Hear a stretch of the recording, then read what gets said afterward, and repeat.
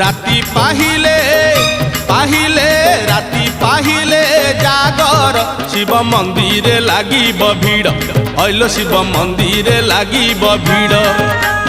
राति पाहिले जागर शिव मंदिर लागिब भीड़ हइलो शिव मंदिर लागिब भीड़ पहिली दर्शन पहिली घर्षण